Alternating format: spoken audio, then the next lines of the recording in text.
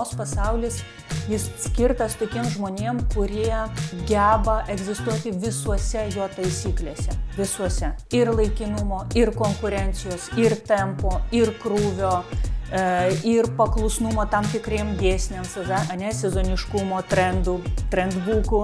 Madą diktuoja mados pramonė. Ir pramonė yra orientuota į pelną. Kiek daug fantastiško lobio mes turime nurašoma į sąvartynus. Šilkas, bambukas, linas, metamas pūt. Apie ką iš vis tas tvarumas, nes mitų, melagienų, stereotipų iš abiejų pusių prikurta tiek, kad jau, žinokit, susivėlė net ir žmonės, kurie metus dirba mados industrijai. Pasitempt reikia. Nepasitemp, neįsitemp, žodžiu, viskas bus gerai.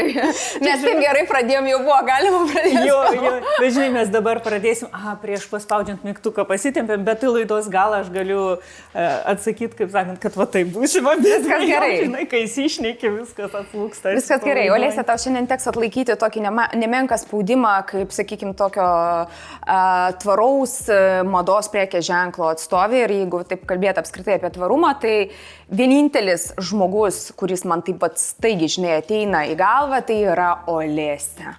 Tai ne veltui aš dėl tavęs pasiryžau važiuoti į Kauną, nes esi mega įdomus žmogus, apskritai tavo būdas, tavo charakteris, tavo visas bendravimas, komunikacija, yra toks užkrečiantis dalykas. Tai šiandien aš pas tave atvažiavau ne tuščiomis, o su dovanomis ir tas dovanas parinkau aš kartu su mūsų laidos partneriais, su mūsų draugais, tai yra kosmetikos prekės ženklas Smart Valley Shop. Tai mes tau parinkom tokį rinkinuką, kuris šiek tiek, manyčiau, kad labiau atitiktų tave kaip žmogų, kadangi tu daug kalbėjai apie tvarumą, tau, kaip man atrodo, labai svarbu yra ir natūralios sudėtis, organiškos sudėtis, tai pagal tai rinkausi, tai tau dovanojame kosmetikos rinkinuką su negyvosios jūrais mineralais, tai, žodžiu, puoselėk savo grožį, švytėk Olėse ir, man atrodo, tau turėtų labai patikti, tai ačiū mūsų partneriams Smart Valley. Labai ačiū. Ačiū labai. Man labai patinka atradimai, man labai patinka nagrinėti, kuisti, skaityti, bandyti. Tai kas sostinkluose seka, galbūt jau tai ir pastebėjo, kad nuolatiniai kažkiek eksperimentai, atradimai, tai žiauriai fainai. Tai šitas eksperimentas tau patiks, nes aš pati naudoju ir aš labai, žinai, man svarbu, ką aš naudoju ir ką aš ant savęs tepu, nes vis tik jau, žinai, net 20 metų ir tu labai galvoji. 20 labai 20 svarbu. Gal nežinau, aš bent jau negalvodavau, man nebūdavo taip svarbu, man, žinai, kaip mano mama sakydavo, ir ta Nivėja sueina, žinai, mėlyna buteliukas ten už 3 eurus, tai dabar jau nebe taip. Tai gerai, Olėse, aš iš tikrųjų turiu begalę daug klausimų, bet mes iki jų dar daeisim. Šiaip man būtų ir ne tik man įdomu apskritai sužinoti, aš gal daugiau žinau apie tave, bet žiūrovai gal nežino. Įdomu sužinoti šiaip nuo pat tavo starto, nuo pradžių, kaip tu atsiradai tvariam mados versle, nes mada apskritai, tai nėra apie tvarumą, ar ne, tai yra pati blogiausia, žalingiausia, baisiausia industrija pasaulyje. Aš nežinau, ar yra kažkas, kas yra baisiau nei mados industrija? Yra, aišku, Jėzus Marija, visada yra. Pats žmogus kaip darinys yra baisiau už industriją, nes jisai sukuria industrijas, kurios yra žalingos. Bet jeigu trumpai kalbant apie madą, tai vienareikšmiškai negali egzistuoti ir mano manimu yra neįmanomas dalykas kaip tvari mada.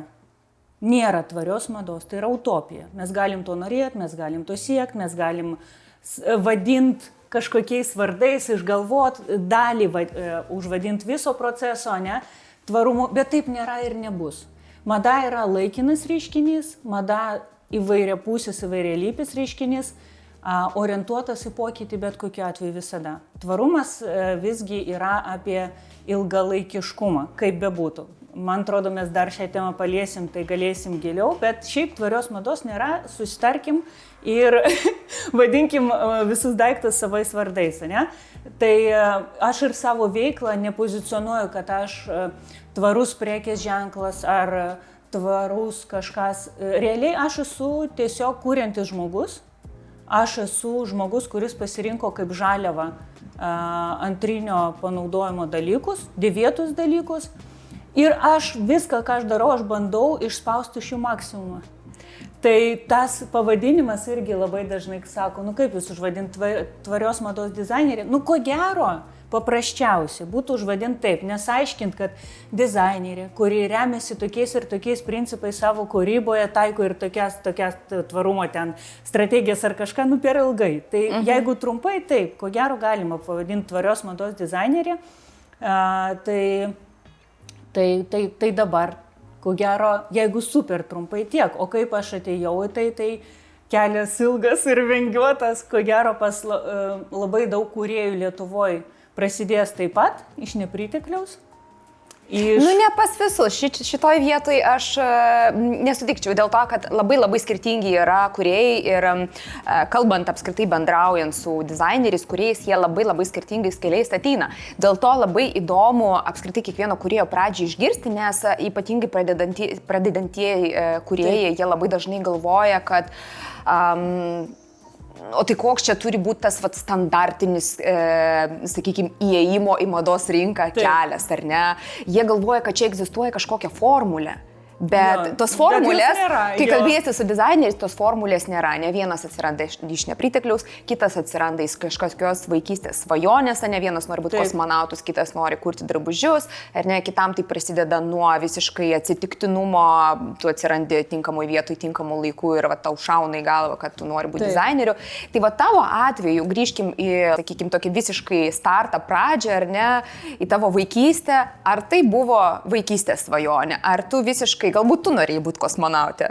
Ne, žinokit, nenorėjau būti kosmonautė, visiškai nuoširdžiai ir atvirai, nuo pat vaikystės norėjau būti modelierium. Tada nebuvo žodžio dizaineris, nu, tiesiog nevartotinas buvo, bet buvo modelieriai. Ir aš žiūrėdavau, aš stebėdavau, aišku, informaciniai srautai buvo visai kitokie, ką mes turėdavom televizorių ir kiek tam televizoriai buvo apie madą, kiek daleisdavo eteris, tai labai mažai, ne, tai tiesiog kažkokios nuolat popierinės lėlės, paprastos lėlės, jiems kažką iš mamos atraižėlės, aš ten ką galima, ką negalima, paimdavau, kažką sukdavau, siūdavau, piešdavau. Tai labai natūraliai, va taip gavosi tiesiog susidomėjimas to drabužiu, kuris buvo pamaitintas dar istorinė mada, istorinių kostiumų. Man tai irgi būdavo visada baisiai įdomu, tų senovinės suknelės, visi atributai, visi kirpimai, formos. Ir vat kažkaip tai susiliejo ir tai absoliučiai natūraliai. Pas mane nėra, kad šeimoje ten būtų labai daug, žinot, ten kokių siuvėjų, ilgamečių ar kažką, ar kūrėjų. Visiškai ne. Mano mama ryšininkė yra pagal savo išsilavinimą. Dirbo, kol aš per visą mano vaikystę dirbo Lietuvoje pasienietė. Tai yra karininkė, tai pas ją yra stiliaus pojūtis, jinai tokia kūrybinga irgi dama, bet vis tiek tai nebuvo, kad kažkas va tai dėkta, žinai, nuleista, šeimoje perduota, bet natūraliai užgimė dalykai, kurie vertė domėtis va tą kūrybą, sakau, kaip galėjau, kaip mokėjau, bandžiau kažką daryti, piešt, kurt, siūt. Ir niekas tam neprieštaravo, ir mama man neprieštaravo, ir leido vystyti savyje šitą savybės, šitą domėjimosi lauką. Ir aš pagal savo tą nuojautą, nuožiūrą, kaip tai galėtų būti, tą ir dariau. Ir iš tikrųjų, jeigu kalbėti apie tvarumą, ir jeigu kalbėti apie tą pradžią, kur sakiau iš nepritekliaus, tai mano atveju jo, tai buvo posovietiniai laikai, nieko nėra. Nieko nėra. Galima buvo apsipirkinėti turgui, kur plūdo prekės iš Kinijos, nes pagaliau atsivėrė sienos ir tai buvo kinietiškos, žinai, kur visas miestas vienodai vaikšto. Jeigu vienas nusipirko džinsinį kombinezoną, tai visos klasės mergaitės perka džinsinį kombinezoną. Tai mes negalėjom to daryti, tiesiog iš finansinių paskatų, žinai, finansinių aspektų, bet man buvo ir neįdomu.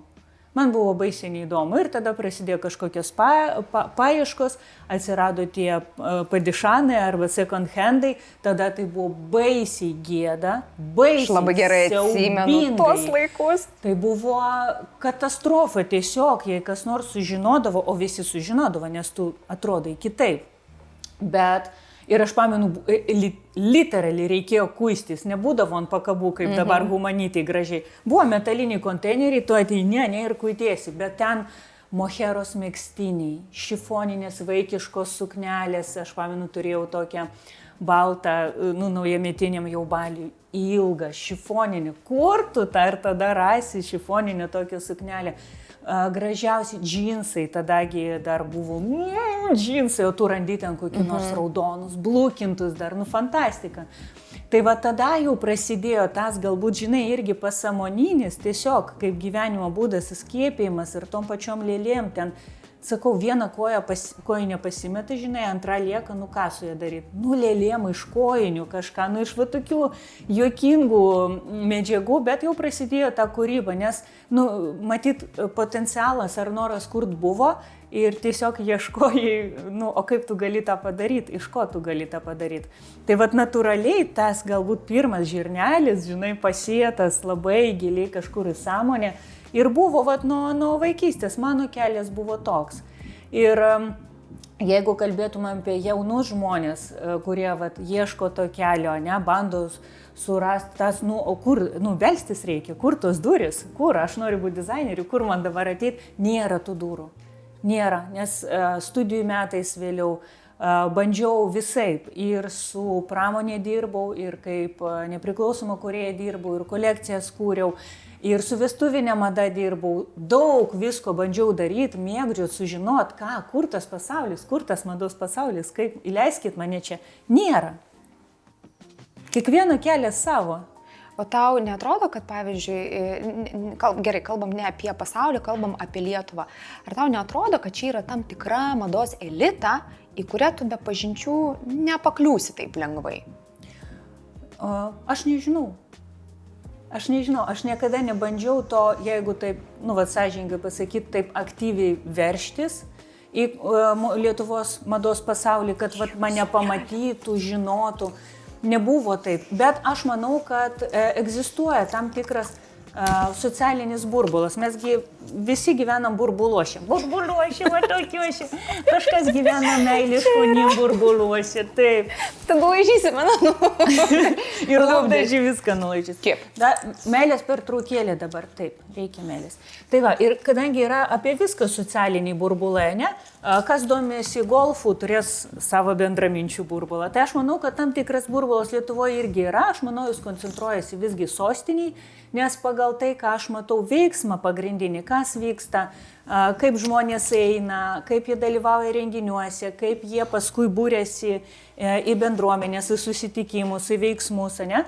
Viskas koncentruojasi plius minus sostinė ir tai labai natūralu. Tai labai natūralu.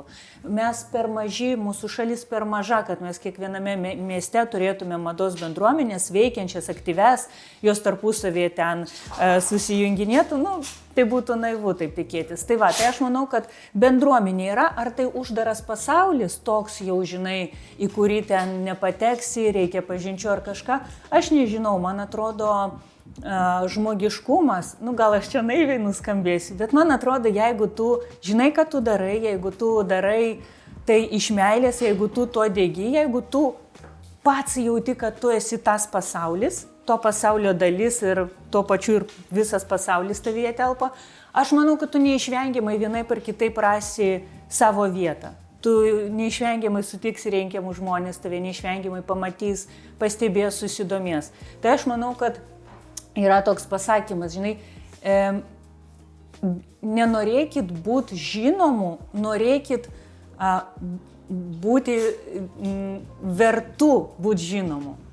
Bet tu norėk būti vertas būti žinomu, turėk savyje vertę kažkokią, kurk vertę ir man atrodo natūraliai tas pasaulis, jisai atsivers, bet kažkokie taip stigmatizuoti, žinai, kad čia uždara, čia paslaptinga, povandeninis srovės, manau, taip nėra kažkaip, manau, mes jau daug atviresni. Man atrodo, kokį tu produktą kuri ir tai iš tikrųjų įtakoja tavo ir žinomumą, ir klientų pasitikėjimą, nes jeigu tu kuri masę, ar ne, kažkokią, kuri yra niekom neišsiskirianti, tai galbūt tau reikia lipti per galvas, ar ne, aš kokiais skandalais siekti tavo žinomumo. Mados pasaulyje. Jeigu tu turi masę, ką tu darai, kur tu tada nori eiti, kam? Va čia yra žiauriai geras pasakymas, šitą netgi highlightas iš karto highlightas. Tai yra tokia, norėjus pakalbėti apie šitą temą dėl to, kad apskritai Lietuvoje yra toks gerai, ne Lietuvoje, šiaip apskritai pasaulyje yra labai iškreiptas mąstymas, kad jeigu aš kuriu brandą, masinę gamybą, džemperius, čia mano mylimiausias pavyzdys, kuriu ten laisvalaikio kostiumus, kurie nesiskiria niekuom nuo H&M kostiumų, tai aš esu jau mados dizaineris ir aš jau turiu mados prekės ženklas. Ne, tu esi amatininkas. Tu gali būti blogas amatininkas, tu gali būti geras amatininkas, bet tu esi siuvimo amatininkas. Arba verslininkas. Taip, tai yra labai pagarbos vertas bruožas, bet nepainiokim tai su mados pasauliu kaip mados kaip reiškiniu. Kas liečia Lietuvoje, aš net pamenu savo studentams dariau tokią mini paskaitėlę, kas sudaro tą Lietuvos kūrėjų ne taip, kad ratą, bet kaip galima būtų suklasifikuota, yra mados kūrėjai. Vat kūrybos žmonės, kurie generuoja idėjas, jie apie inovacijas, jie apie konceptus, jie apie pritaikymą, kokybę, kūrėjai. Yra verslininkai, labai teisingai pastebėta, yra verslininkai, kurie naudoja drabužius kaip produktą savo verslui kurti. Ir yra amatininkai, kurie puikiai atlieka darbus, siuvimo darbus, kažkokius galbūt furnitūros tvirtinimo darbus, kurie puikiai valdė siuvimo amatą. Ir visi šitos 3 kategorijos, jos gali persipinti.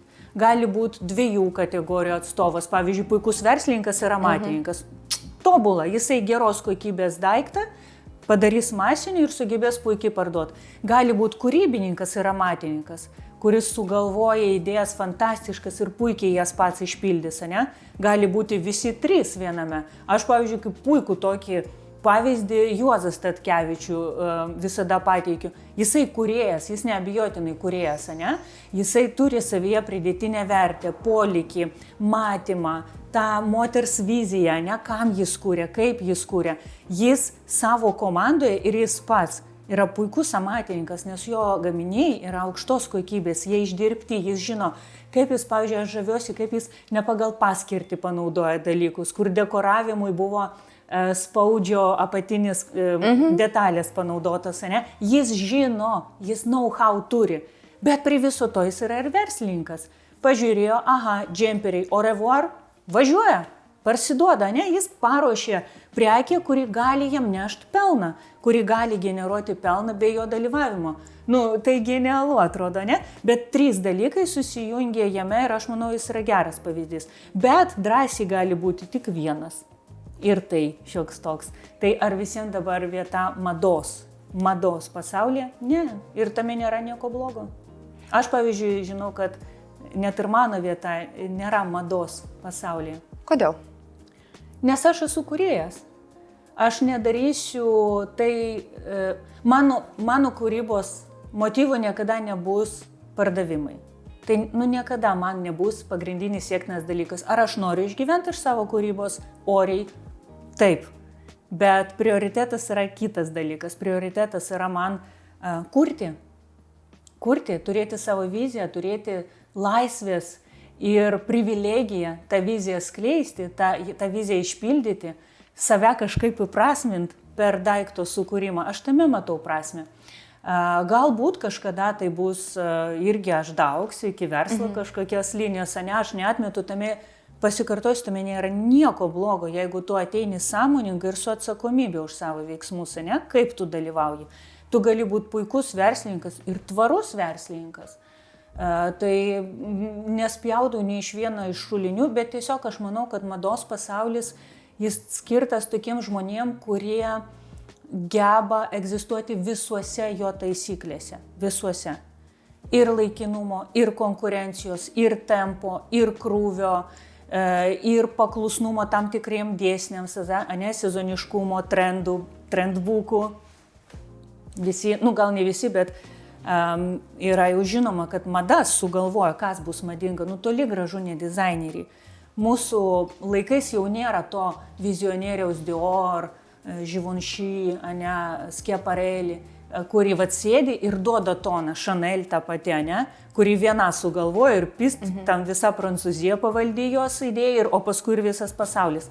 Dabar madą diktuoja mados pramonė. Ir pramonė yra orientuota į pelną.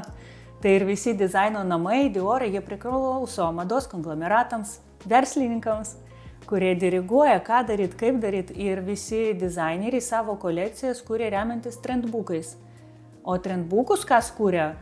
Aš jau nežinau, žinokit, taip toli aš nežinau, nes ten, aš manau, ir socialiniai aspektai, ir politiniai aspektai, ir verslo aspektai, pramonės vystymo aspektai, dabar jau, manau, iš dalies ir aplinkosauginiai aspektai. Visa tai sudaro bendrą socialinę kryptį, kurią turi atspindėti mada. Kaip tavo kūryboje ir tavo gyvenime apskritai atsirado tas perdirbimas?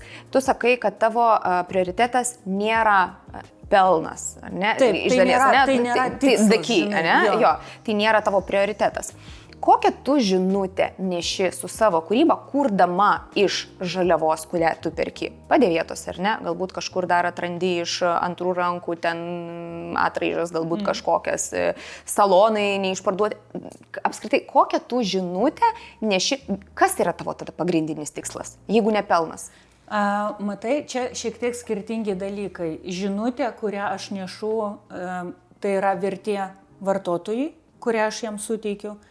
Motyvas kūrybai yra mano vidinis motyvas kūrybai, ne? Čia šiek tiek skirtingi dalykai. Tai mano motyvas daryti tai, ką aš darau, yra pagrįstas, nežinau, mano pasaulio matymu gal. Aš nuoširdžiai manau, kad ir visas tvarumas, jeigu taip paimti jį globaliai, ne?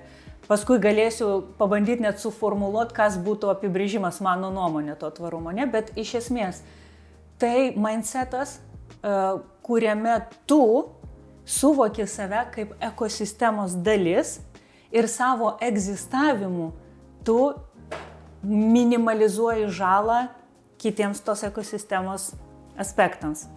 Jeigu aš kuriu, tai aš noriu kurti taip, kad mano pėdsakas būtų kuo mažesnis.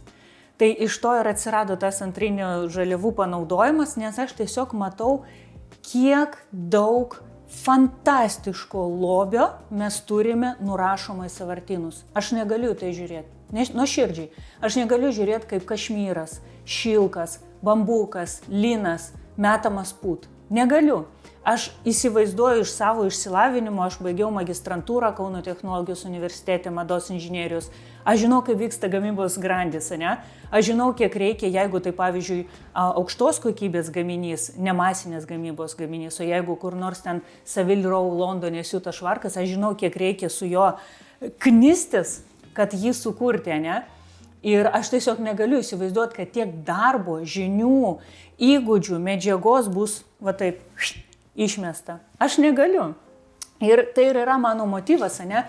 Tada tu tokius dalykus, kurie tikrai verti dėmesio, jos prikelt antram gyvenimui. Neimt naują, imt tai, kas jau yra. Ar aš išgelbėsiu pasaulį? Ne. Tikrai ne.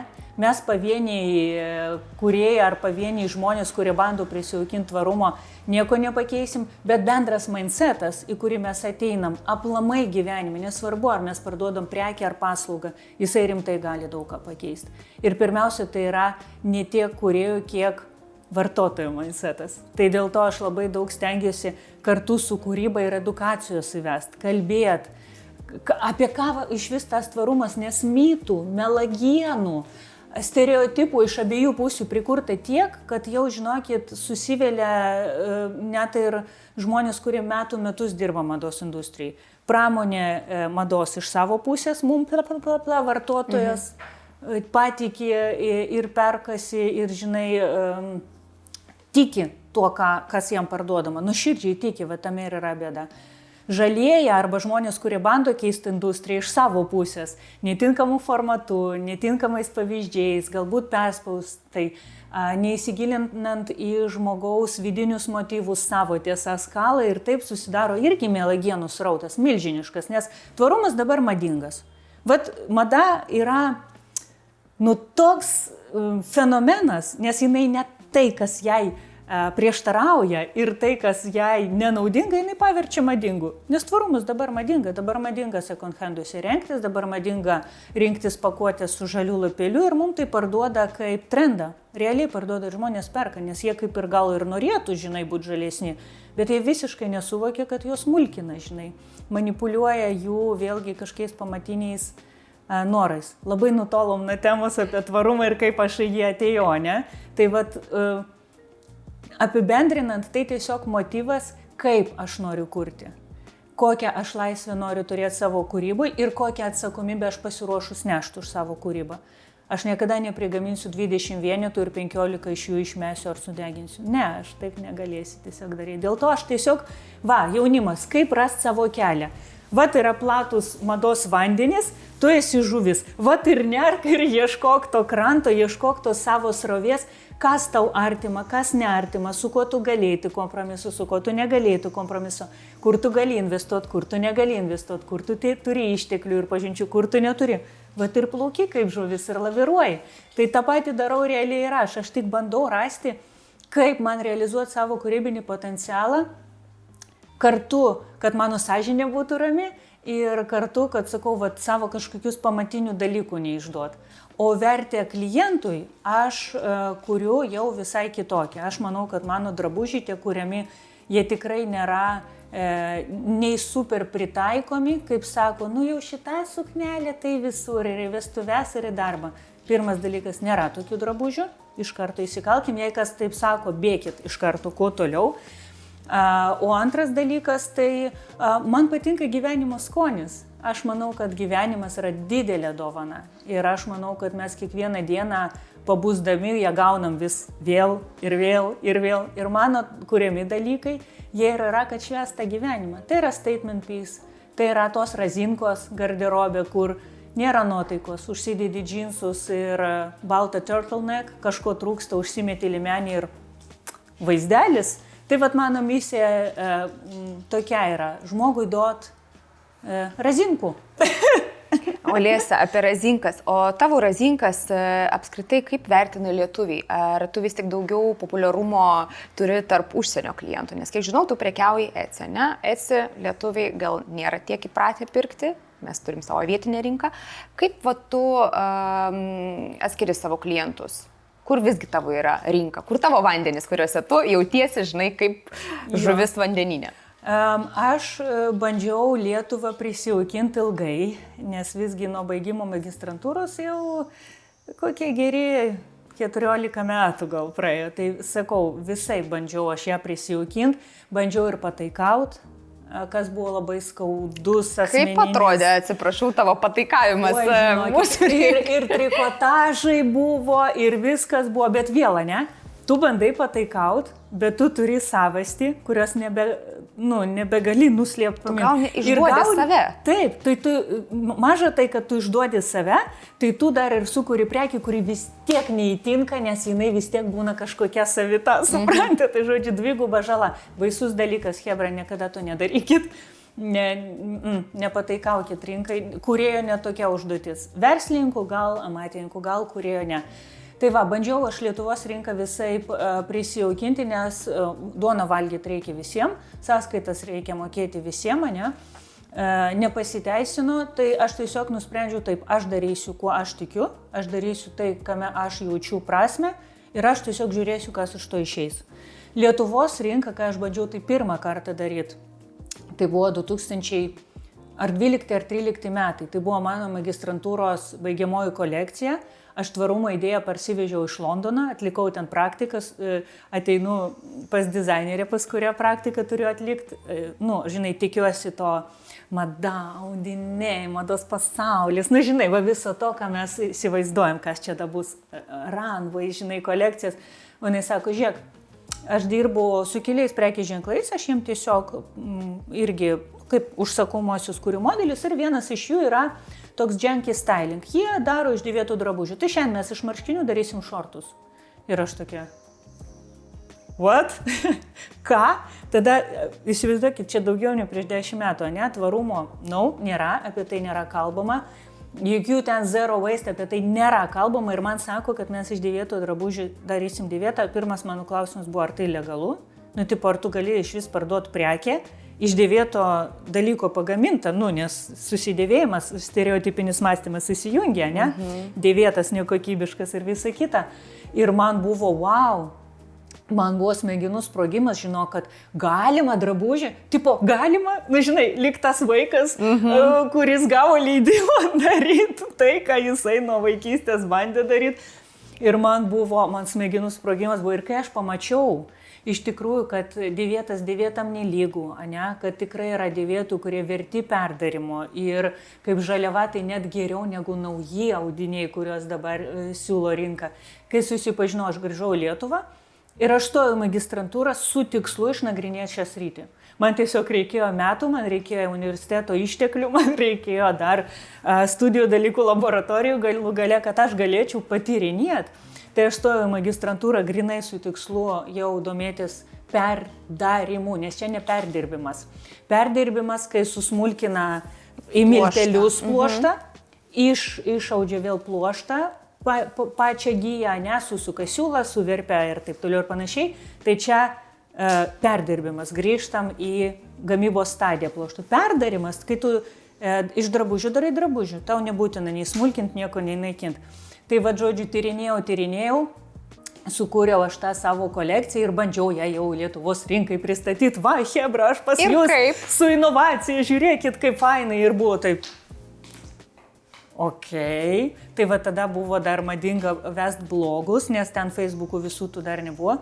Tai va, mados blogerės, ypatingai paminėsiu Ievą Ukanytę, tada aš pamenu susidomėjo ir kitos merginos, jos taip visai žiūrinėjo, kas čia, kaip čia, taip, žinai, bent jau buvo susidomėjimas, pirkt gal tada lietuviai dar ne, nors ta kolekcija šiaip parsidavė visa, paskui, kai jau, žinai, metams bėgant, tai vienas, tai kitas gaminys išėjo, bet tokių, žinai, išalkusių mados mylėtojų, tokie, kurie ieško razinko, jiems norėjosi.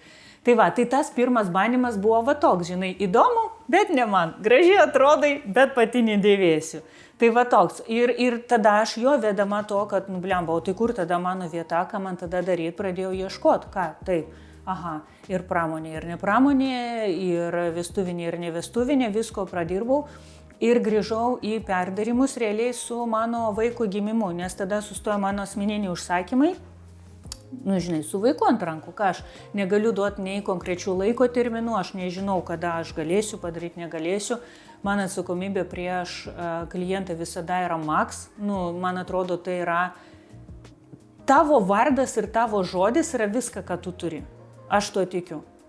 Tai jeigu tu sulaužai žodį, jeigu tu kažkaip savo elgesiu verti kvestionuoti tavo vardą, kokią tu kokybę ten besiūlysi paskui, kokį tu marketingą bedarysi, tavo vertė jau netenka vertės. Tai va, tai aš nenorėjau to daryti su savim, tai buvo ta vieta, kurią aš negalėjau paminti, aš pasakiau stop, asmeniniai užsakymai stop, bet kur man dėti tą kūrybiškumą, ką man su juo daryti. Ir prasidėjo, Valerija, tavo šiandieninis švarkas. Tai va, aš šiandien esu pasipuošusi Olesios kūrybą. Tarp kitko, kai aš jį pasiėmiau ant pakabos, kabantį, jis sveria velniškai daug. Tu jį beje, ar esi pasvėrus, bet žinai, kiek jis sveria? Ne, svėrus ne. Tai bet reikėtų pasverti. Dienelę aš jį esu ir jaučiuosi kaip po geros trefkės. Taip.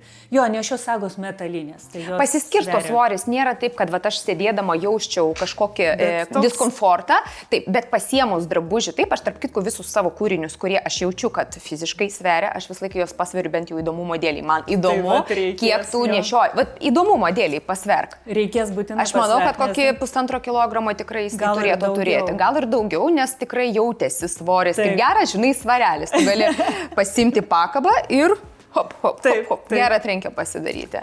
Taip, tai vat nuo jo ir prasidėjo, galima sakyti, mano perdarimų krypties reinkarnacija, tokia antras gyvenimas. Nes aš atvažiuodavau į studiją, bent porą valandų, kad pabūt tyliai ramiai ir kažką nuveikti, ir aš tiesiog sagą po sagos siuvinėjau. Ir aš jaučiu, kad, kol aš, žinai, prisiu, man idėja viena, idėja kita, dar su to padaryta, visiškai natūraliai, kai aš negalvojau apie rinką, apie pelną, apie klientą, apie kryptis, kai apie visus šitos dalykus, kurie gali formuoti kūrybinę viziją, kai aš apie juos nustojau galvoti, absoliučiai natūraliai grįžo, kas yra griniausia. Tai yra perdarimai. Tai va taip aš grįžau prie jų. Tai čia jau irgi prieš 6 metus gerus, 6 metai vaikų, tai va maždaug 6 metai, kai aš darau tik perdarimus ir tai yra pagrindinė kūrybinė kryptis, banguoja, taip, jeigu klaust, parsiduoda, neparsiduoda, banguoja, bet aš jaučiu tame didelę prasme, didelę savirealizaciją, čia pakankamai man kūrybinių iššūkių, kad aš tęsčiau tą daryti ir aš tame jaučiuosi gerai. Dabar lietuviai tai reaguoja visai kitaip. Kada tu pastebėjai tos pokyčius? Nes aš asmeniškai irgi labai dažnai darau rinkos analizę, bet net kartais nereikia daryti analizę, tu tiesiog matai kažkokią evoliuciją rinkos, vartotojų poreikį, tu matai, apie ką jie kalba, apie ką kalba televizija, blogai, YouTube kanalai ir taip toliau. Matosi, aš pastebėjau tą prieš kokius gerus 2 metus, tokį jau, sakyčiau, akivaizdesnį šuolį. Kada tu pastebėjai? Nes aš nesu to verslo dalis, mano kryptis šiek tiek yra kita. Tai yra aukštoji mada, tai yra visiškai apie kitus dalykus, bet kada tu iš savo prizmės pastebėjai tos tokius vartotojų pokyčius Lietuvoje? Tai realiai, ko gero, kai aš grįžau prie perdarimo, aš pradėjau dalinti sos tinkluose savo tais eksperimentais, vėlgi be jokių kažkokių strategijų, žinai, ten postų, postinimo dažnumas, kokie ten pasiūla yra parduotuvė, tiesiog dalinausi. Ir aš pastebėjau kitas reakcijas ir šiaip žiauriai nustebino. Vat Gepas gavosi 8-9 metų nuo mano magistrantūros kolekcijos iki dabar. Žiauriai pasikeitė požiūris. Diena ir naktis. Ir tada aš supratau, ready. Lietuvos rinka, kaip bandelė, ne, išsipūtė, išbrinko, ready. Jie ne tik nori, žiūri, jie klausia, ar tu parduodi. Kiek kainuoja, ar galima atnešti savo perdaryti. Rinka pasidarė pasiruošusi vartoti šį produktą jau kaip produktą, ne? Aišku, tuos metus visus nebuvo tyla, žinai, tai nebuvo juoda skylė. Tai ir iš mano pusės buvo ir kalbėjimas, ir komunikacija, ką aš bekurčiau, kokį užsakymą aš bedaryčiau, aš visada kalbėdavau apie tai, o kaip mes prižiūrėsim šitą daiktą, gražuolę, o kaip mes galim paskui darbinti, tu va dabar proginę pasisiuvai suknelę, kaip padaryti, kad jinai nebūtų vienam kartui, kaip ją kombinuoti, kaip ją transformuoti, kaip ją kitaip derinti, davai darom ne vientisą, o 2 dalių kostiumėlį. Visada tai buvo, žinai, ir be abejo ir pasaulyje tai buvo, ne, apie tai vis mes kalbėdavom, per žinias matydavom, kažkur kažkoks žmogus mums bandydavo danešti žinutės. Ir matyt, viskas ne veltui buvo daroma, galų galiai ir su savo magistriniu darbo kolekcija, aš irgi ten, ir su blogeriais fotosesijas darėm mes, ir į konkursus važiavau, ir parodas važiavau, ir į Kijevą vežiau, tu bandai danešti, tu bandai kalbėti. Tai vat realiai, tas nenuėjo veltui, rinka pasikeitė, pastebėjau, 6-5 metai realiai. Dabar, pavyzdžiui, per tos 5 metus vėl viskas pasikeitė. Ir nepasakyčiau, kad tai gera pusė. Aš taip šviesiai mačiau ateitį, kad mes pradėsim kitaip vartoti, mes pradėsim kitaip žiūrėti į drabužį. Ir taip viskas išsikreipė dėl milžiniško kiekio šūdinos, atsiprašant, informacijos. O mes nepatikrinam, kas mums dalina tos patarimus. Mes nepatikrinam, kas kalba apie tą tvarumą, ar jis iš vis turi bent kažkokio pagrindo dalinti mums patarimus savo rilsiukuose, ne? Kas čia per fruktas iš viso. Ir mes tik tą į vieną ausį skrydo, žinai, kažkas užsiliko, kažką suinterpretavom ir viskas išsikreipė ir dabar eina labai tokia nujota, nuvalkiota tema, kuri jau kelia atmetimą. Jau net gali būti drabužis ar daiktas, paslauga gali būti gera, bet mes išgirstam tvarus, mes vėl. Ir vėl. Žinai, ir nenoriu, žinai. Nes tikrai jau spaudimas tas per didelis, informacijos per daug, bando spaust mūsų, žinai, kaip mes esam kaip žmonės, tokios kaip mašinos su mūsų psichologiniais poreikiais, ne? Ir įvairiais mygtukais. Yra visa poreikių piramidė, pagal skirtingus psichologus jinai atrodo skirtingai, bet iš esmės visi pardavimai ir visa mados pramonė laikosi ant mūsų psichologinių poreikių piramidės. Ir jie išnaudoja labai ją meistriškai, ypač marketingas, ne? O mes kaip vartotojai, mes nežinom, kad egzistuoja tokia piramidė. Ir žmonės, kurie apie tvarumą bando kalbėti, jie nežino galbūt, kad egzistuoja tokia piramidė. Ir jie bando visus mygtukus spaudyti, žinai, pavojus žemėj, tavo vaikai numirs, vandeninai, gaisrai, miškai. Ir susidaro apokalipsės vaizdas ir tu jautiesi kaltas, kad tu esi vapšė gimęs, kad tu gyveni, kad tu perki, kad tu vartoji ir galvoji, eikit jūs visi nafig, žinai, pirksiu aš ir nesigilinsiu net jūsų tvarumą, nes aš ten jaučiuosi klaikiai. Ir tai yra baisu, nes iš esmės tvarumas pats iš savęs jis pirmiausia yra naudingas mums patiems. Ir jisai turi prasidėti ir prasideda realiai mūsų santykėje su savimi, pamatinėme. Ir paskui jis jau gali išaugti į santykį su aplinka, į santykį su prieke, į santykį su paslauga kažkokia ir su visų pasauliu. Tai va tas iškrypimas, aš jį dabar ir vardinu kaip didžiausia iš tikrųjų problema, kas yra su tvarumu, nes tiesiog nujojo, dezinformavo ir labai daug sukūrė klaidingų teiginių, kurie žmonėm kelia tiesiog atmetimo reakciją. Bet kaip tu manai, kaip su tuom dabar susitvarkyti? Atrodo, edukuoji, kaip žmogui pasirinkti, kas iš tikrųjų yra tiesa, kas yra melas, kaip jam atrinkti, atrūšiuoti, jeigu žmogus, nežino. Ar ne, čia tas pats, kas pasakoti, ar ne, kaip mes pradžioje kalbėjome apie kvantinę fiziką, jeigu aš apie ją visiškai nenusimanau. O kaip man žinoti, kas yra tiesa, o kas yra melas? Tai man atrodo, šitoj srity yra lygiai tokia pati istorija. Taip, mes dabar atėjome iki to, kad galbūt šiek tiek per giliai kapstelsim, bet pati pradžia ir yra labai giliai. Mūsų gebėjimas mąstyti, mūsų gebėjimas kritiškai vertinti informaciją, mūsų gebėjimas rūšiuoti informaciją, mūsų gebėjimas kvestionuoti faktus. Mes esame savo norų atsidavę į tokį tingų pasitikėjimą, žinai.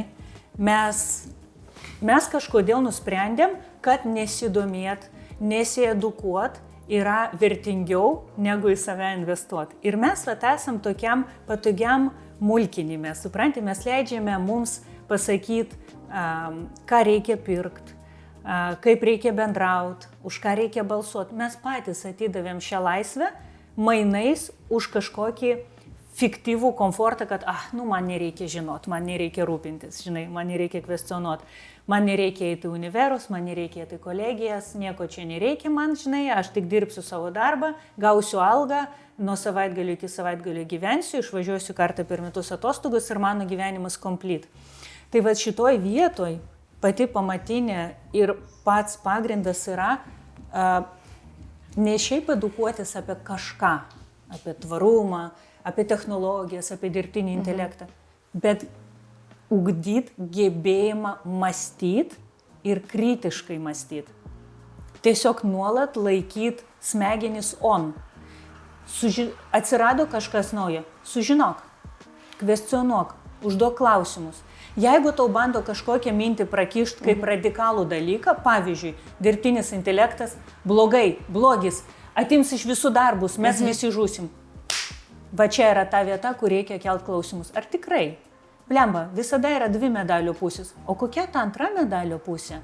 O kaip čia iš tikrųjų yra? O paieškot kitos nuomonės, ne? O būtinai visada apie viską patikrink, kokį turinį tu vartoji. Kas tau peza iš ekrano? Patikrink, kas tai. Tai labai paprasta, įvesk Google. Įvesk Google, kas ta Olesė, kas ta Kristina, kas ta Jadzė, ne? Ar jinai tikrai žino, apie ką jinai kalba? Ekspertiškumas, kitaip tariant. Absoliučiai pagrindas, ne? Ir jeigu mes pradėsim tą daryti, jūs pamatysit, kiek yra pseudo žinovų. Jūs pamatysit, kiekvienoje srityje yra kiek pseudo patarėjų ir žmonių, kurie realiai jie gali norėti gero, jie gali net ne iš noro mus apgautai daryti, bet jie tiesiog, pavyzdžiui, neįsigilina. Ir jie pasąmoningai formuoja iškreiptą informacinį lauką, ne? Tai mes, jeigu tai paprastai, ne kaip žmogui atskirti, kas tiesa, kas ne, uždavinė klausimus, ieškok informacijos. Apie viską. Ypač ten, kur pateikiama radikaliai. Ypatingai ten. Nes ten ir bus greičiausiai, dar žinai, po lapais. Kažkas ten. Elektromobiliai, visi pirkim elektromobilius, nes tai yra tvaru. Aš sėdžiu ir galvoju, pala chebra.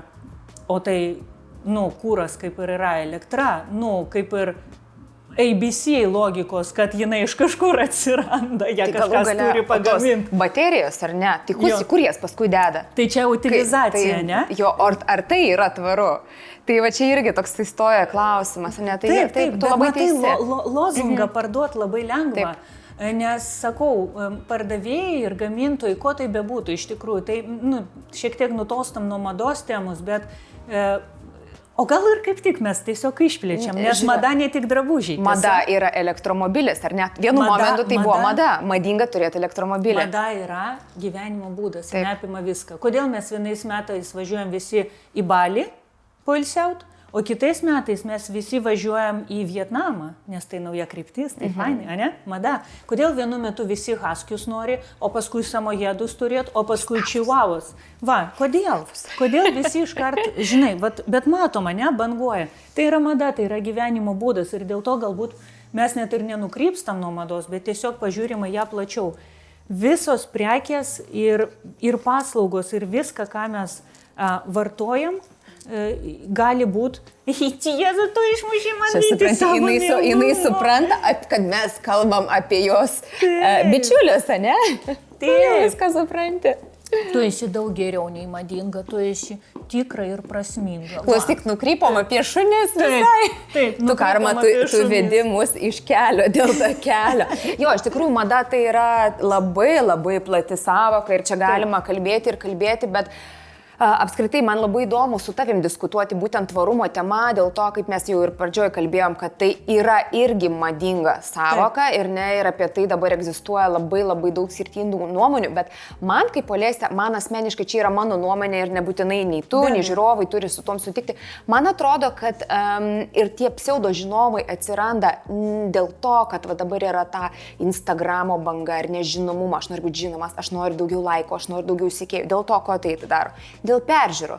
Pamatė kažkur gerai užėjo Reelsas, ne, milijonas peržiūrų. Padarau copy-paste, nesvarbu, ar aš apie tai suprantu, ar ne, ar pavarau, tebūnie pas mane ateina daug peržiūrų. Bet ar iš tikrųjų žmogus turi tą ekspertiškumą, ar jisai turi pagrįstą, argumentuotą nuomonę, tai kaip ir mano srity, ar ne, man kartais sako, ar tu nebijai ten konkurentų, tu ten primokinsi ar ne ir visais. Sakau, dėl Dievo meilės, man negaila, ar ne, aš mokinu, žinau, ką aš duodu, bet ar tas žmogus gebės atsakyti į tam tikrus technologinius klausimus, kuriuos tu gali sužinoti net nebaigęs teoriją, o per savo ten eilę metų klaidų, per atradimus, per bandymus, kur ten, kaip tu žinai, dirbigi saudinys su siūlais, ar ne, tų siūlų yra milijonai, visokiausių rūšių, ar ne, nėra vienodo kažkokio faktoriaus, nėra vienodos technologijos, kas galioja vienam visiškai negalioja kitam. Taip. Kaip ir vaikų auklėjime, ne, charakteriai skirtingi, nėra teisingų auklėjimų. Galų gale, žinai, ir kūrėjų, jų kiekvienas yra savo savybių rinkinys. Tu gali išmokyti, aš pavyzdžiui, žinok, irgi laisvai, aš filmuoju DIY video. Jūs tik perdarinėkit, jūs imkit šias idėjas, man tikrai negaila, imkit, naudokit, įdarbinkit savo drabužius, kurių nenešiojate, ne? Nes aš žinau, kad aš dalinuosi savo žiniomis, bet žmogus vis tiek pro save praleis. Kol žmogus praleidinės pro save, kol jisai susidurs su praktinėmis dalykais, ne? Ir kol jisai sukaups savo patirtį, aš jau darysiu kitus darbus. Ir, žinai, tas augimas va taip vyksta, o ne taip. Jeigu kažkuris žmogus pranoks mane savo idėjom, perdarime ar kažką, duok Dieve, valio, reiškia, aš buvau geras mokytojas. Supranti? Nu čia požiūrio taškas, ar tu visur matai priešus ir konkurentus, ar tu visur matai savo arba dabartinės, arba ateities kolegas. Aš savimi ne taip, kad neabejoju, aš tikiu to, ką aš darau ir aš nenoriu su nieko konkuruoti, ar būti geriausia, ar būti pirmiausia, man to nereikia ir man yra viskas okei dalinti savo žiniomis, žinai, ir edukuoti visuomenę. O kad paima turinį, jį pernaudoja, perpasakoja, neįsigilindami, jo, jie daro tą patį, jie parduoda prekį, jie parduoda savo akauntą. Realiai tas pats. Ir kodėl tai vyksta vėlgi, ne? Kodėl būtent šitą temą surezonavo? Nes kažkoks žmonijos poreikis yra tenkinamas eksploatuojant šią temą. Vat, iš kur mus nukreipia, nuo kurios temos, ne, mėlybė čia. Iš to, kad kokį produktą bekurtų pramonė ar gamintojai, viskas remiasi mūsų pamatiniais poreikiais, psichologiniais. Saugumo, pripažinimo, bendrystės, priklausimo tam tikram žmonių ratui, ne? Viskas vat tiek paprasta. Ir jeigu tu meistriškai pasuspaudinėsi, pakyši mintį, tada tu ir parduosi dalyką. Tvarumas kodėl dabar prasmingas, nes žmonės mato kažkokias gamtos reiškinius, jie galbūt myli gyvūnus, myli gamtą ir jiem rezonuoja, jie rimtai jaučiasi blogai, kad jie galbūt gali tam kenkti, ne? Čia va to savęs matymo pasaulio kontekste, ne kas tu blogiu, kas gerėtis, ne? Ir pradeda ant to spaust, kad tu būk gerėtis ir visi jo, aš noriu būti gerėtis, negi aš noriu, kad mirtų baliniai vėžliai, nenoriu, tai davai kažką darom, elektromobilį gerai, perkam, ne? O klausimų, neužduoda. Ir tai nepiktybiškai, žinokit, aš niekada nekaltinu žmogaus tuo, kad jis nežino. Rimtai, sakau, pasiklysta dabar tvarumo, tuose visuose temose net ekspertai, ne? Tai ką tu gali kalbėti apie paprastą žmogų, bet receptas yra kvestionuot, klausti, ne, kas, kaip, kodėl. Ir labiausiai kvestionuot ne informaciją gamintis, bet save. Žinai, o ką aš bandau savo nupirkti dabar? Ką, kad mano sąžinė patylėtų? Ar tikrai, vertę aš matau, ne? Kodėl aš šiandien vieną ar kitą šmutkę pirku? Ar dėl to, kad Jadzė taip sakė ir aš noriu būti panašiai į Jadzę, nes jinai man atrodo kieta ir aš noriu būti kieta? Žinai, kai pradėjau uždavinėti klausimus, žiūri tai per 10 minučių su kliente kalbant, tu dasikasi iki tiesos, kame replės, žinai, apie ką čia iš viskas. Tai visgi... Jo, kažkur mačiau video labai gerą. Sako, jeigu jūs galvojat, į ką dabar investuokit į psichoterapeutą. Ir tai geriausia, ką jūs galėsite padaryti dėl savęs. Ir pirmiausia, rimtai nuoširdžiai, chebra, viskas prasideda dėl mūsų. Jokį tvarumą, mes taip tikrą tvarumą, normalų kaip gyvenimo būdą, ilgalaikį sprendimą, mes jokį tvarumą neprisijaukinsim ir neįsileisim, jeigu mes nematysim jame sau naudingo motyvo. Jeigu nebus asmeninės motyvacijos, dėl ko aš tai darau, dėl savęs, ne? Daryk, ką nori. Mėnesį tu pavaidinsi tvarų, 2 mėnesius tu pavaidinsi veganą. Baigsis. Tvarų kabutėse vis tiek. Taip, aišku. Gali tu stengtis, netgi, žinai, išmest visą plastiką iš namų staigiai ir ten naudoti tik daugkartinius maišelius ir ploviklį, kuris pažymėtas eko, bet tai vis tiek nebus tvaru. Kodėl? Nes tai baigsis. Tai nesitęs, nes priežastys, dėl ko tu tai pradėjai, yra netikros, paviršutinės. Tai tvarumas iš esmės, jeigu taip apibendrinant, apie viską. Tvarumas yra sąmoningas ir saikingas vartojimas, nes klaidinga galvot, kad nevartoti yra įmanoma. Tai yra sąmoningas ir saikingas vartojimas, išspaudžiant iš vartojamos prekės ar paslaugos maksimumą su mažiausiais žaliavų ir medžiagų kaštais ar sąnaudom. Tai jeigu taip apibendrinant, ne? Ir tai, jeigu mes paimtumėm kiekvieną dalį ir panagrinėtumėm, tai atsivertų viskas, ne? Ir gamyba, iš ko gaminama, kur, kaip ta kiaulytė buvo auginama, kol nuo jos ten tą odą paėmė, ne? Ir vartojimą, kaip mes vartojam. Ir utilizavimą, ką mes darome paskui. Tai savo paskaitoj tvarumas, aš remiuosi būtent šitais 3 etapais, kad paaiškint, kiek daug kiekviename iš etapų yra dar procesų.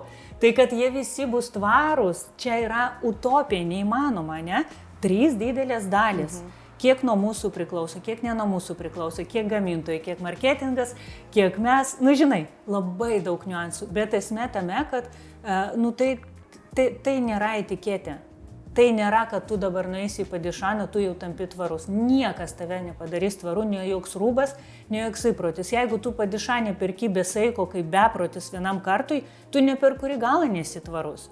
Bet jeigu tu iš H&M nupirkai megztinį, kur pažiūrėjai, blemba, 20% vilnos įmaišyta. Fainai, jis tikrai šildys. Ir tu tą megztinį gražiai prižiūri, nemetė į skalbenkį džiovyklį, kad jis susitrauktų. Ir dėvi ten 6 metus, tu tvarus. Ir vapšė pofik, kad tu nupirkai H&M, patikėkit manim, tas tegų klijavimas, žinai, greita mada blogis, tas blogis, o čia jau geris, tai yra visiškai nieko verti teiginiai, absoliučiai, jeigu mes kalbame apie tikrą tvarumą. Nes žmonės labai mėgsta tą atsakomybę, aš sakiau, ne, numest kitiems, tas turi pasirūpinti. Man gamintojas turi pateikti tvarę prekę, man valstybė turi reglamentuoti tvarumo kažkokius nustatymus. Ir mes nuo savęs nukratom, o kad tvarumas prasideda nuo to, kaip aš vartoju, pirmiausiai. Man yra visiškai nesuvokiama žiūrėti, žinau, kaip parduotuviai būna eini. Ir žmonės, jie dar net nenupirko prekės, pavyzdžiui, čipsų pakelio, net nenupirko ir eina moteris, paima, paskaitė, meta. Galvoja, moterie, nesvarbu, kad čia 9 centai, nesvarbu, kad tu net nenupirkai daiktų, tu sau leidi taip elgtis su produktu, kurį kažkas darė, kūrė, pakavo, vežė, parduoda. Ką tu sau galvoji, kaip tu save matai, kad tu save įgalini taip elgtis aplamai gyvenime, su visais daiktais, supranti?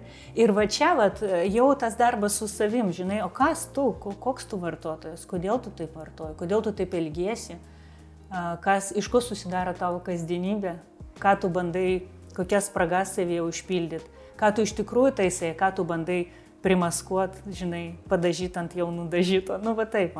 Tai čia labai gili tema ir iš tikrųjų tvarumas labai tankiai susijęs su psichologija, nes tvarumas prasideda ten, kur kvestionuot pradedam vartotojiškumą, kaip mes vartojam. O mūsų vartojimas pagrįstas tik mūsų poreikiais. Būtent dėl to mums labai lengva parduoti išlaužtą, nes marketingistai žino, kokie pas mus gali būti poreikiai. Tai va? Tavo kūryba labai atspindi tavo vidinę būseną, tavo mąstymą, tai kaip tu transliuoji netgi informaciją, kaip tu apie tai pasakoji, tai yra labai, labai įtraukia ir visiškai kitaip pradedi mąstyti apie dalykus. Aš, tarp kitko, mano aplinkoje nėra daug žmonių, kurie, sakykime, sąmoningai vartotų. Aš esu viena iš to nedaugelio, kur manęs, pavyzdžiui, mano draugės draugai nesupranta. Netgi labai dažnai girdžiu replikas, kaip tu gali šitą dėvėti, neaišku, kas mirė šitam drabužiui, ar ne? Ir mano draugė labai viena gerai pasakė, mes diskutavom šitą temą, jinai sako, bet jie į viešbučius tai važiuoja ir miega lovai, kurio neaišku, kas mirė ir kas ten ką darė, ar ne? Taigi čia juk viskas tas pats. Iš esmės. Daugiausia savižudybių vyksta viešbučiuose. Tarp kitko. Tai va, ir iš tikrųjų, aš tą pradėjau taikyti tą sąmoningą vartojimą prieš kelis metus, kai aš tiesiog supratau, kad, tie rūbai daug, aš jų nenešioju. Ar ne, ir aš pradėjau tikrai galbūt nupirksiu ten vieną daiktą vietoj 5, ar ne, kurie žinau, kad aš jį nešiosiu. Jisai atitiks mano gyvenimo būdą, mano stilių, jisai neišeis iš mados, aš jį galėsiu kažkaip pagyvinti aksesuarais, kuriuos aš galiu turėti daugiau. Taip. Ir aš visą laiką atrodysiu skirtingai, ar ne? Pasižiūrėk, mes abidvi šiandien užsidėjom ilgą kojines, bet tu nusimtas kojines arba va tą kaklaraištį arba sages, tu atrodysi visiškai kitaip. Absoliučiai. Ir tu gali pagyvinti savo įvaizdį tam tikrais akcentais. Ir man iš tikrųjų, aš netgi matau tokia visiškai, sakykime, didžiulę naudą stilisto profesijai, būtent tų stilistų, kurie nepropaguoja pirkti aklai tais, kas yra madinga, o kurie edukuoja ir paaiškina, kas tau tinka, ko tau reikia.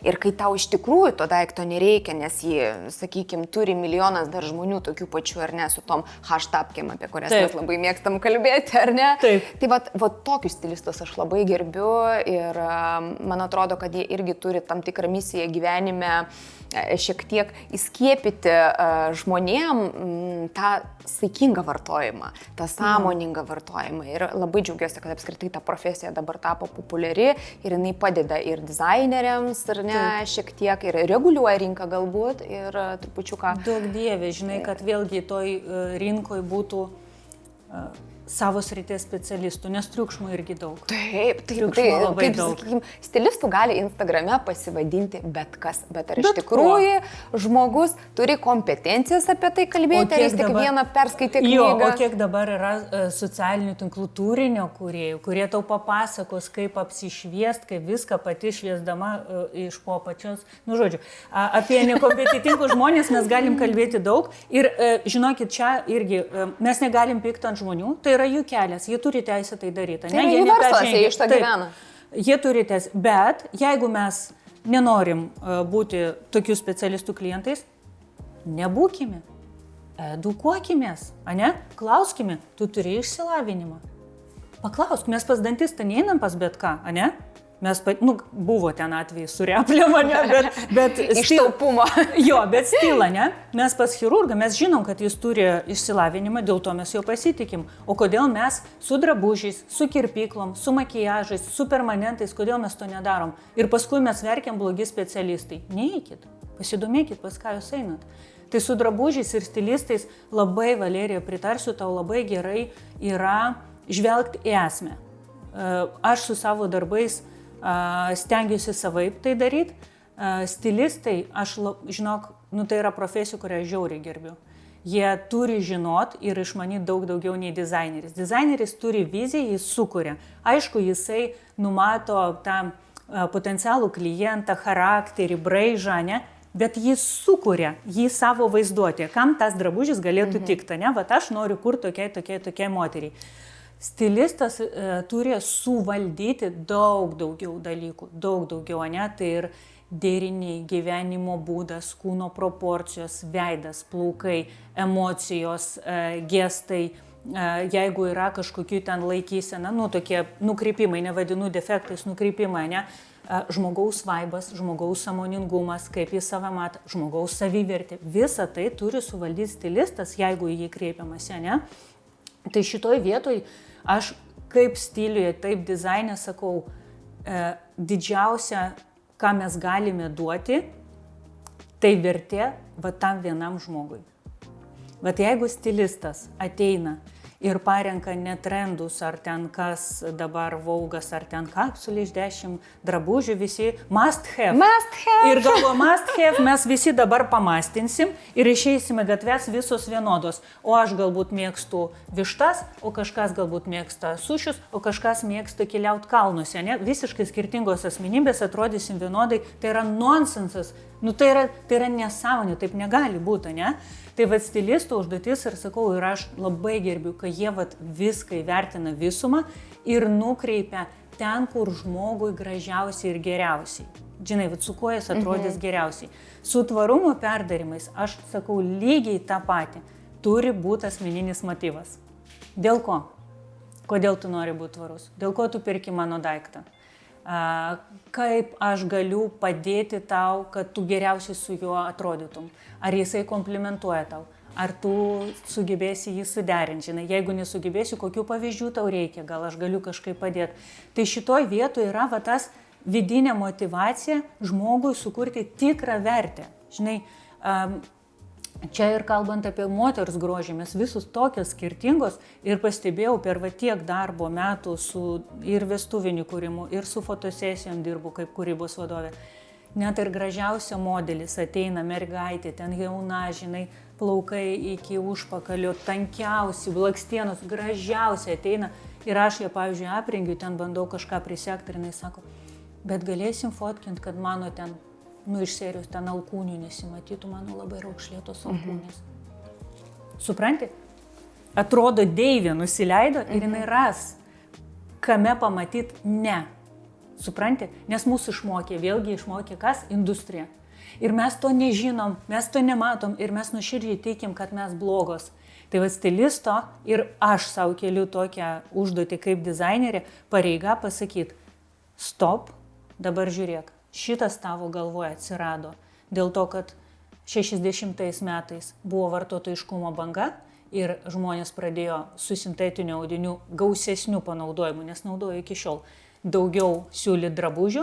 Yves Saint Laurentas kaip dizaineris pristatė pirmą savo pret-a-porter butiką, taip įvesdamas madą, masinę gamybą kaip madą, ne, suaktyvėjo vartojimas, tam, kad būtų vartojama, suaktyvėjo ir grožio, ir sveikatos produktų vartojimas, dėl to tau pradėjo skiepyti, kad celiulitas yra liga, išgalvota, kurią reikia tvarkyti, būtent tam, kad tau prastumti priemonės, kurios reguliuos savo celiulitą. Kai tu papasakoji žmogui, va tai tavo galvoje atsirado dirbtinai, kaip yra iš tikrųjų, antras klausimas, kaip yra iš tikrųjų su žmogaus grožiu, kad mes visos skirtingos, kad mes visos turim minusiukus, galbūt, ne, ką norėtumėm taisyti, pliusiukus. Ir kad dėl vieno to minusiuko, visus šitos pliusiukus mes negalim dengti po vienu poliuretaniniu maišu. To pamenat beformiai tie trikampiai, ne? Neoprenu. Ir galvoju visos, kad gražios yra, ne? Ne. Negražios. Ne visur galima su tokiu eiti. Ne, beveik niekur su tokiu negalima eiti.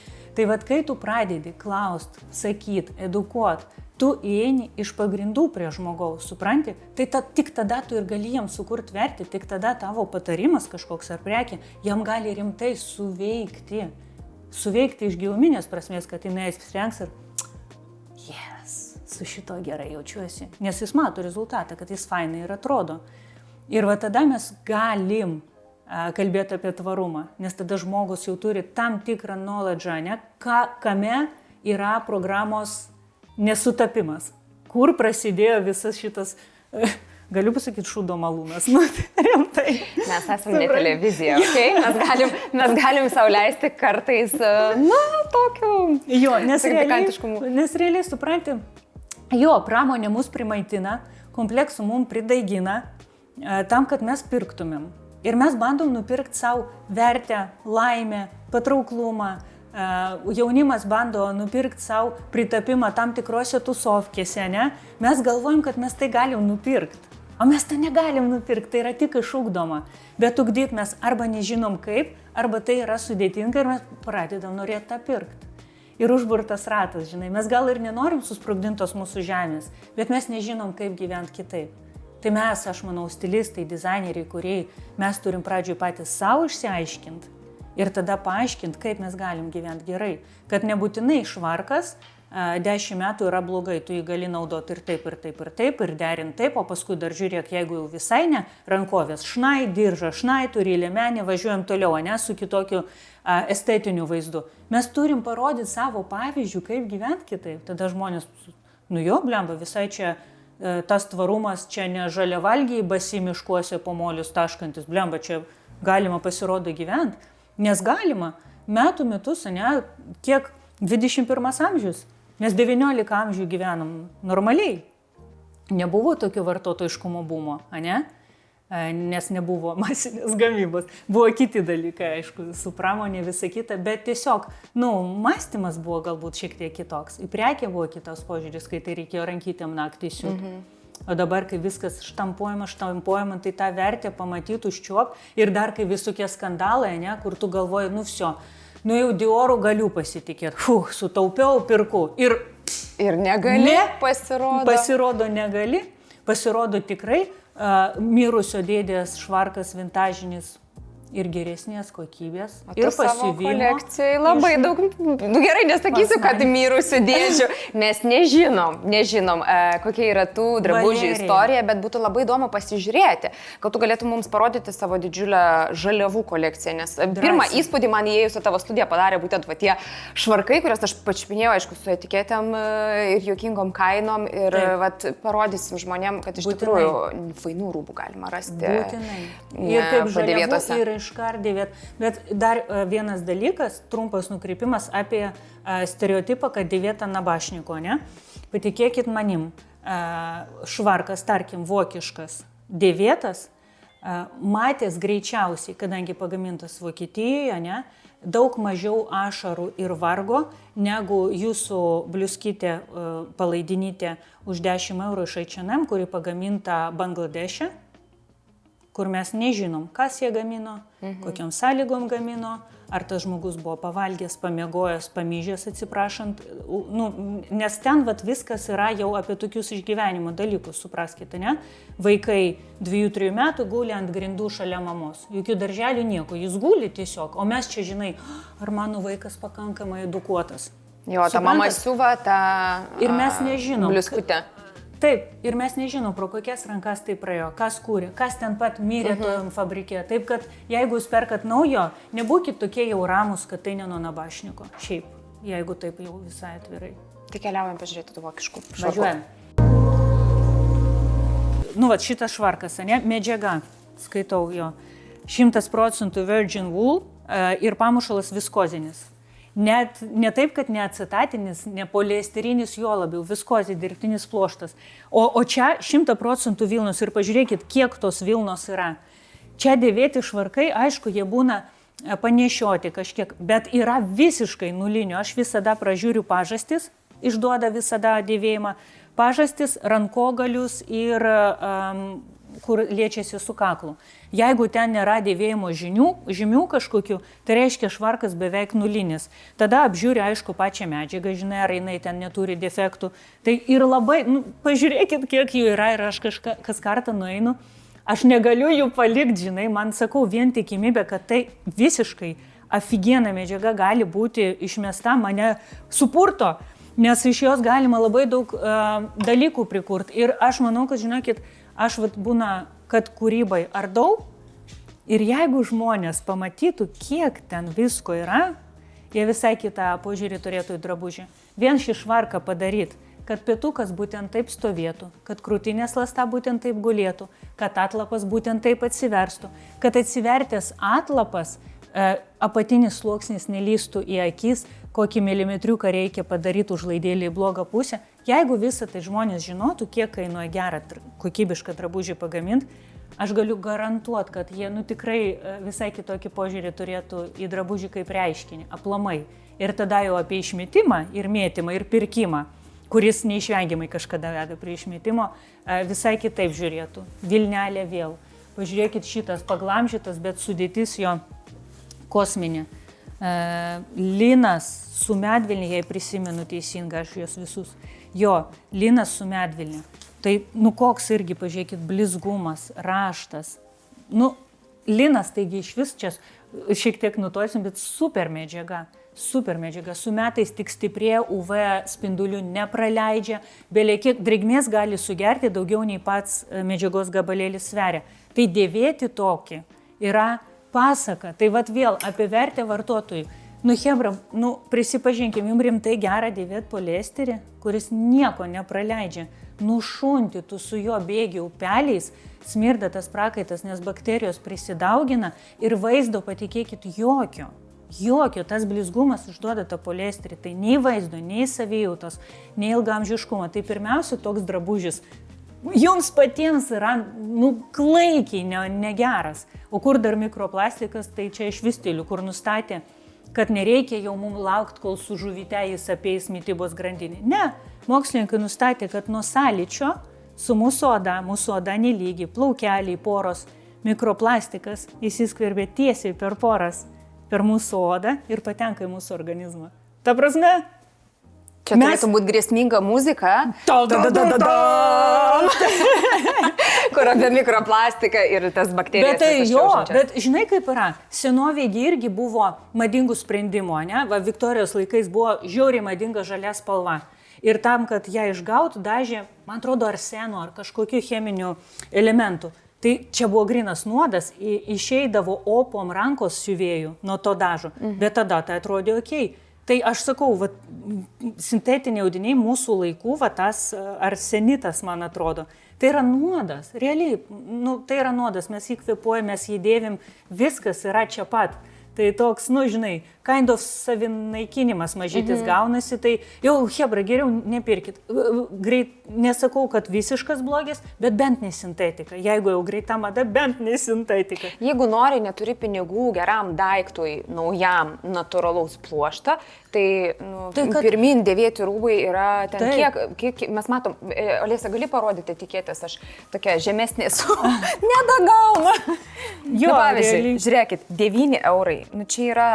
Ir čia medvilninis velvetas, nesintetinis, medvilninis. Pavyzdžiui, tas vilnonis yra ant jo etiketė, arba gal bent atsimeni, kiek jisai kainavo? Pavyzdžiui, šitas irgi 100% vilna, nėra kainos, bet jie visi žino, kad jie neviršė 10 eurų. Ir dar, o taigi dar būna, kai viskas po euriuką. Įsivaizduoju, už eurą, už 2. Ir čia, pavyzdžiui, irgi 100% vilna. Labai dažnai tokie švarkai žymimi ar šitas, ar ne šitas,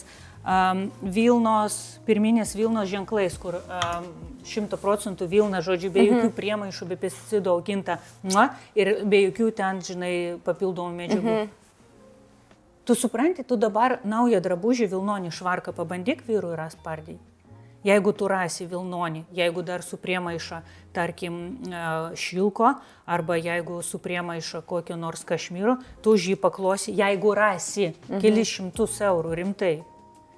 O greičiausiai nerasi. Tai ir savo, aš dabar siuvuosi, savo turiu britiškos vilnos, keletą tokių atraižų, kur užtenka porai švarkų. Tai dabar siūsios švarkus dėl to, kad nėra arba kosmoso kainuoja ir tau vis tiek arba yra per ilgos rankovės, man kaip petit, tai man ne viskas tinka, man reikia tada persiūti.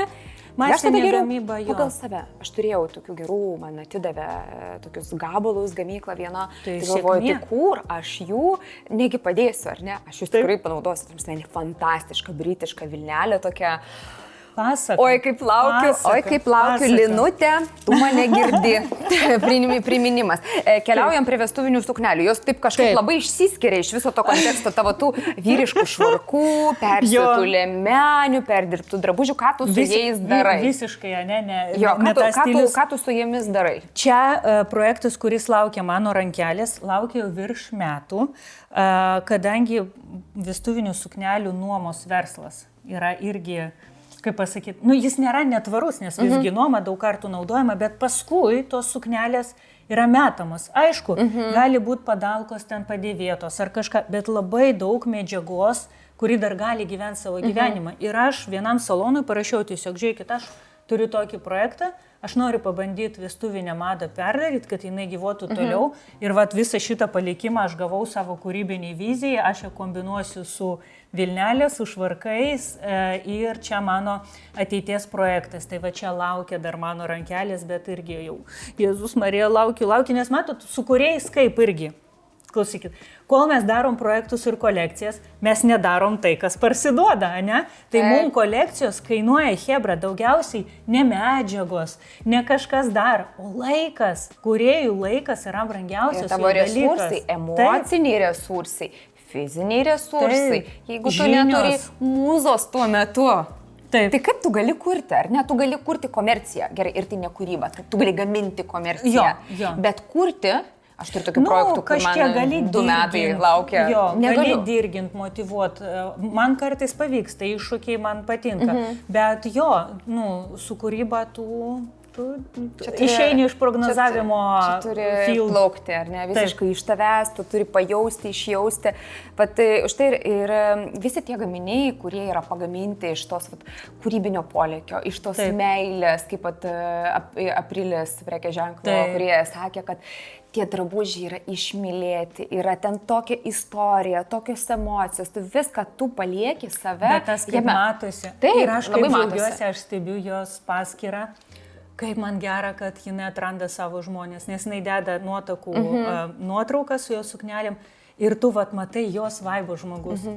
Matosi, kad tas klientas, jis mato, vertina, nori tos kūrybos. Ir aš kiekvieną kartą, kai jinai įkelia, aišku, suknelės apžiūriu, oi, čia to laikotarpio, oi, kaip čia Hollywoodas 40 metų įsipaišė, žinai. Tai suknelės apžiūriu ir paskui visada galvoju, ačiū Dievui, kad kūrėjai randa savo žmonių.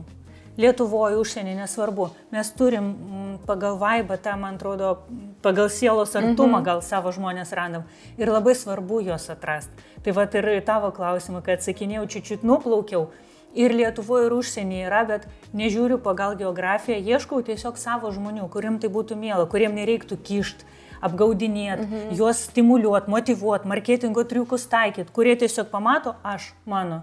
Ir tada tą drabužį turi savo. Tai toks mano tas tikslas.